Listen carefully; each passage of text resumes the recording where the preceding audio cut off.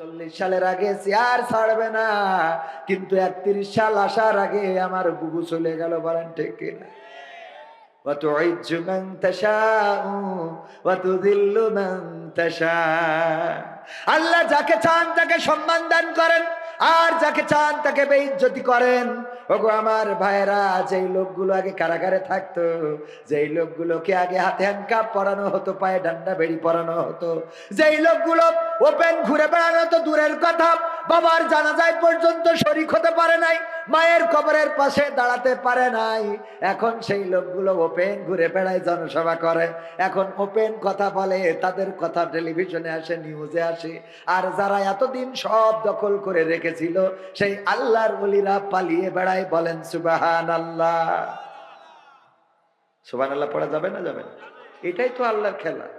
ফেরাউন চেয়েছিল ইব্রাহিমকে আগুনে পোড়াবে, চেয়েছিল না? চেয়েছিল কিনা? পোড়াতে কি পেরেছে? কেন পারে নাই? আল্লাহ রাব্বুল আলামিন রহম করেছেন।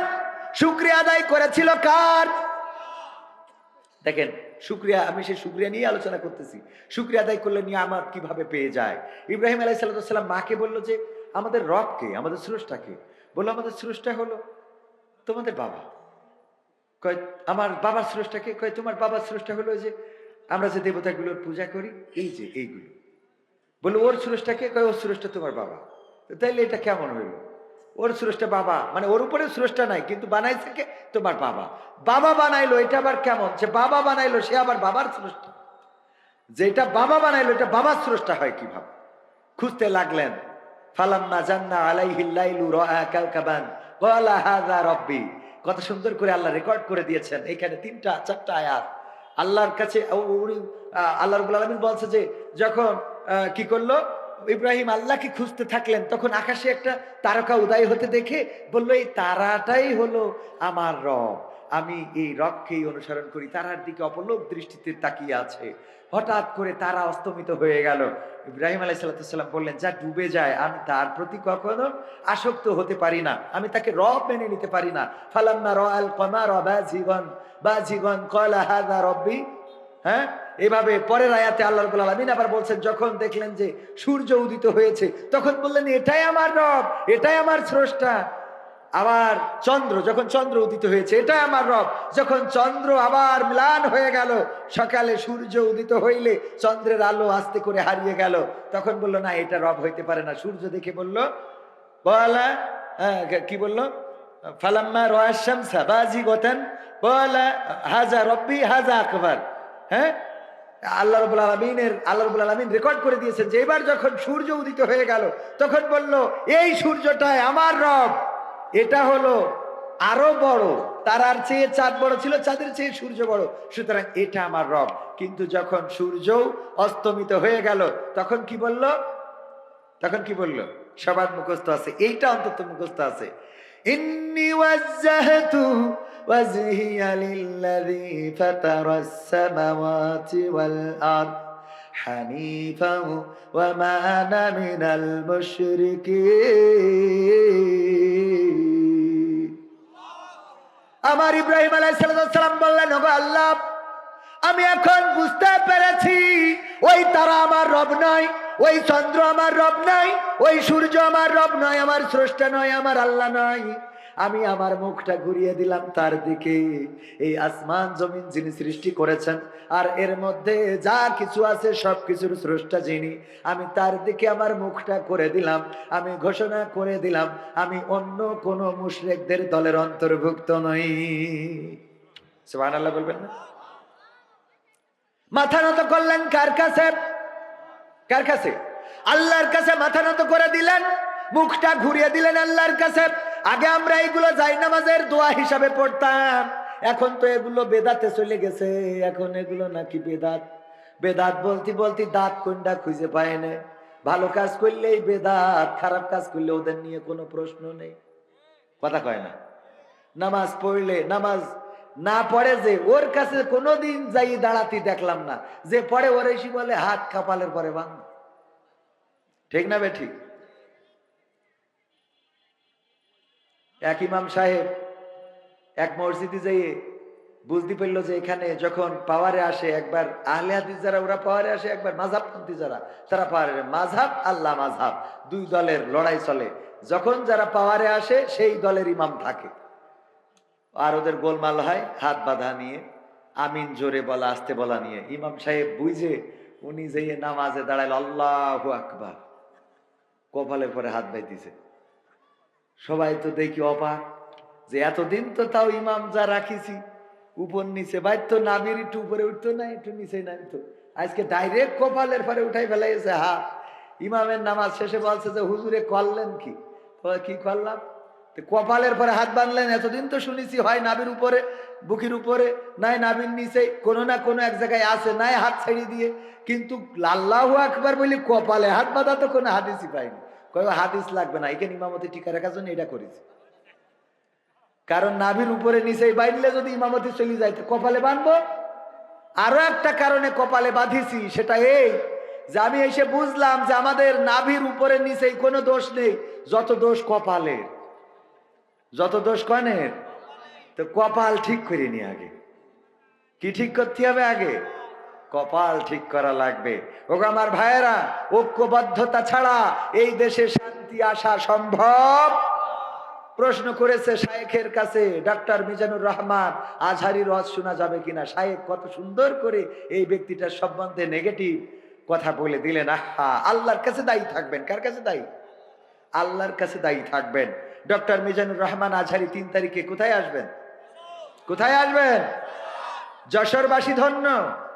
বাংলাদেশের গোটা তরুণ সমাজ নয়, বাংলাদেশের গোটা মুসলিম সমাজ, এমনকি অনেক হিন্দুরাও তার আলোচনা শোনেন। অনেকের আইডল, পরিচিত মুখ, প্রিয় মানুষ ডক্টর মিজানুর রহমান আজহারি, শায়েখ আহমদুল্লাহ। কয় তারিখে? কয় তারিখে? সব মুখস্থ, আমি বলার আগেই তো আপনারা জানেন 3 তারিখে আসবে। এই আলেমটা সম্বন্ধে মন্তব্য করেন, আপনাদের অবস্থা এই যে এই জামানায় যদি ওমর রাদিয়াল্লাহু তাআলা আনহু আসতো তাও আপনারা কোনো মন্তব্য করে বসে থাকতেন। ঠিক না ভাই? ঠিক। সবকিছুতে ভুল খুঁজে পান। আপনারা বলেন ইমাম মানা যাবে না, যদি তাই না যায় তা শায়েখ মুজাফফর বিন মহসিন মাদানি সুদানি যা আছে একটারও মানা যাবে না। কথা কয় না? মানা যাবে? ইমাম যদি না মানা যায়, আমার যদি ইমাম আবু হানিফা, ইমাম শাফিঈ যদি না মানা যায়, তুমি যে হাদিস দেখাও সেই হাদিসও তো ইমাম বুখারী লিখেছে, ইমাম মুসলিম লিখেছে, ইমাম আবু দাউদ লিখেছে, ইমাম নাসাই লিখেছে, ইমাম তিরমিজি লিখেছে। সবগুলো ইমাম, ওই ইমামদের হাদিস নিয়ে তুমি দলিল দিয়ে বেড়াও। তুমি তো ইমাম 6টা মানো 4টে বাদ দিয়ে। কথা কয় না? 4টে বাদ দিয়ে কয়টা মানে? আমরা তো তাও কমের পরে আছি। আমরা কয়টার পরে? আর তোরা যে 6টা মানতেছিস। ইমাম বুখারী, তার হাদিস থেকে তুমি রেফারেন্স দাও। ইমাম বুখারী তো রাসূল সাল্লাল্লাহু আলাইহি ওয়াসাল্লামের সাহাবাও না, তাবেঈও না, তাবেঈও নাকি তাবেঈ, বরং ইমাম আবু হানিফা ছিলেন তাবেঈন বা সাহাবীর সাথে দেখা হয়েছে, তাবেঈ ছিলেন, সাহাবীকে দেখেছেন। যাই হোক, অত দূর আমি ছোট মানুষ, না বলা ভালো।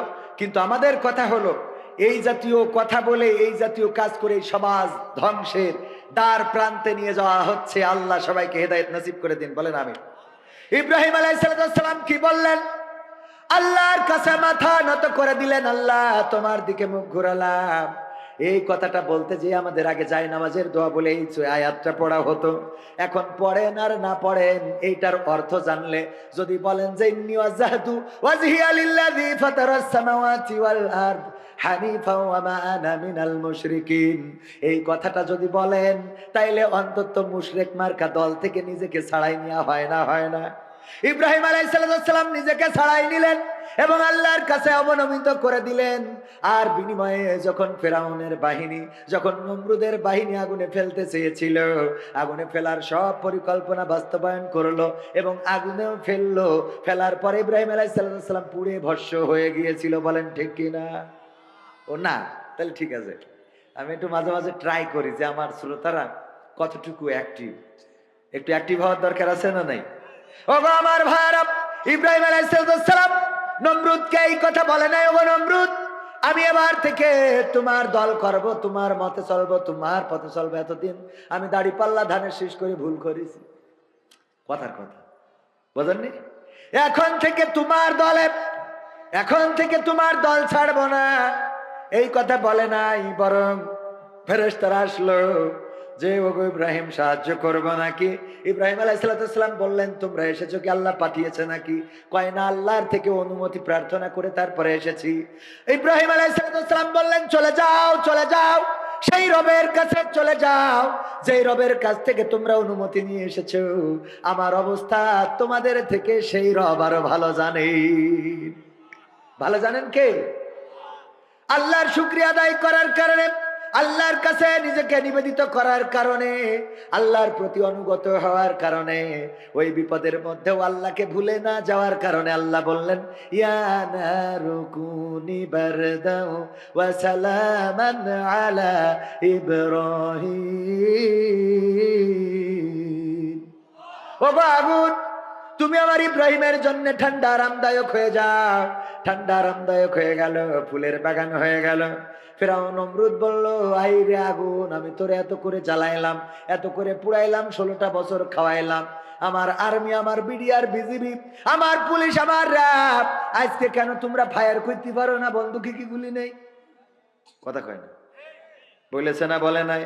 একদম মিল খুঁজে নেবেন যে ওরে আগুন কেন মারতে পারো না?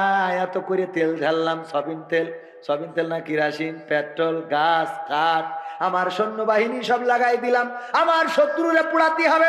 আর আজকে তোমাদের কি হলো? গুলি কেন বের হয় না? মানে আগুনে কেন পুড়ায় না? আপনারা আবার অন্য জায়গায় নিয়ে যান না। কথা কি বোঝা গেছে? ও আমার ভাইয়েরা, আগুন কেন পুড়ায় না? পুড়ায় না। আগুনের জবান আল্লাহ খুলে দিলেন। আগুন বলল ওরে নমরুদ আসো।